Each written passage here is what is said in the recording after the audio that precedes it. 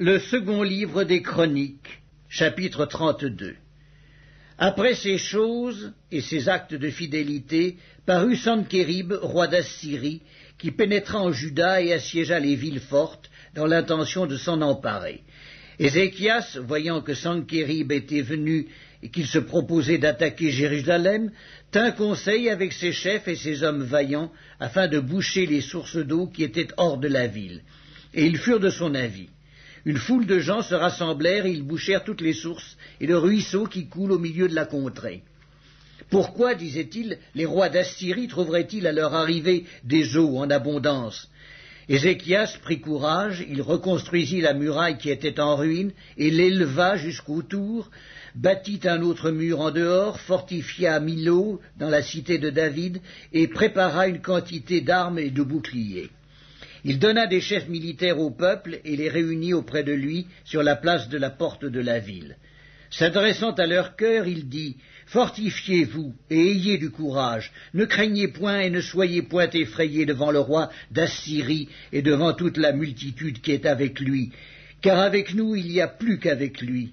Avec lui est un bras de chair et avec nous l'Éternel, notre Dieu, qui nous aidera et qui combattra pour nous. » Le peuple eut confiance dans les paroles d'Ézéchias, roi de Juda.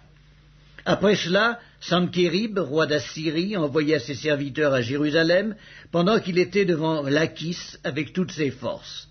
Il les envoya vers Ézéchias, roi de Juda, et vers tous ceux de Juda qui étaient à Jérusalem, pour leur dire « Ainsi parle Sankérib, roi d'Assyrie. Sur quoi repose votre confiance pour que vous restiez à Jérusalem dans la détresse ?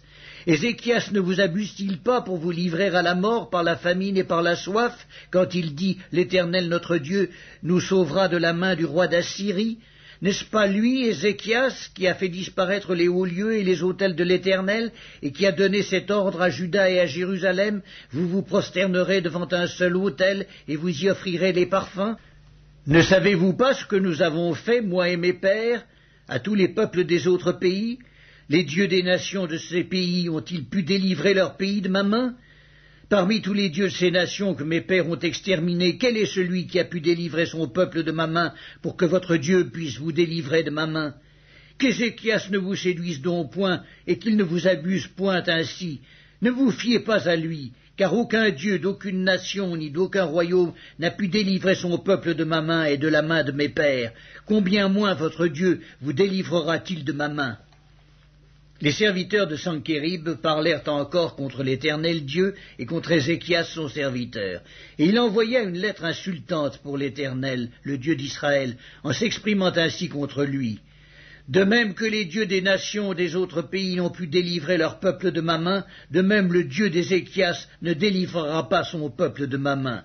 Les serviteurs de Sankérib crièrent à haute voix en langue judaïque, afin de jeter l'effroi et l'épouvante parmi le peuple de Jérusalem qui était sur la muraille, et de pouvoir ainsi s'emparer de la ville. Ils parlèrent du Dieu de Jérusalem comme des dieux des peuples de la terre, ouvrage de main d'homme. Le roi Ézéchias et le prophète Ésaïe, fils d'Amoz, se mirent à prier à ce sujet, et ils crièrent au ciel.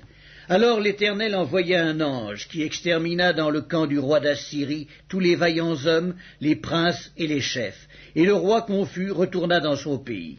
Il entra dans la maison de son Dieu, et là ceux qui étaient sortis de ses entrailles le firent tomber par l'épée. Ainsi l'Éternel sauva Ézéchias et les habitants de Jérusalem de la main de Sankérib, roi d'Assyrie, et de la main de tous, et il les protégea contre ceux qui les entouraient. Beaucoup de gens apportèrent dans Jérusalem des offrandes à l'Éternel et de riches présents à Ézéchias, roi de Juda, qui depuis lors fut élevé aux yeux de toutes les nations. En ce temps-là, Ézéchias fut malade à la mort.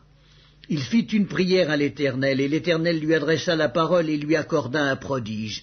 Mais Ézéchias ne répondit point au bienfait qu'il avait reçu, car son cœur s'éleva, et la colère de l'Éternel fut sur lui et sur Juda et Jérusalem. Alors Ézéchias, du sein de son orgueil, s'humilia avec les habitants de Jérusalem, et la colère de l'Éternel ne vint pas sur eux pendant la vie d'Ézéchias. Ézéchias eut beaucoup de richesses et de gloire. Il se fit des trésors d'argent, d'or, de pierres précieuses, d'aromates, de boucliers et de tous les objets qu'on peut désirer, des magasins pour les produits en blé, en mou et en huile, des crèches pour toute espèce de bétail et des étables pour les troupeaux. Il se bâtit des villes et il eut en abondance des troupeaux de menu et de gros bétail, car Dieu lui avait donné des biens considérables. Ce fut aussi lui, Ézéchias, qui boucha l'issue supérieure des eaux de Guillon et les conduisit en bas vers l'occident de la cité de David. Ézéchias réussit dans toutes ses entreprises. Cependant, lorsque les chefs de Babylone envoyèrent des messagers auprès de lui pour s'informer du prodige qui avait eu lieu dans le pays, Dieu l'abandonna pour l'éprouver, afin de connaître tout ce qui était dans son cœur. Le reste des actions d'Ézéchias et ses œuvres de piété, cela est écrit dans la vision du prophète Ésaïe, fils d'Amoz, dans le livre des rois de Juda et d'Israël. Ézéchias se coucha avec ses pères, et on l'enterra dans le lieu le plus élevé des sépulcres des fils de David. Tout Juda et les habitants de Jérusalem lui rendirent honneur à sa mort, et Manassé, son fils, régna à sa place.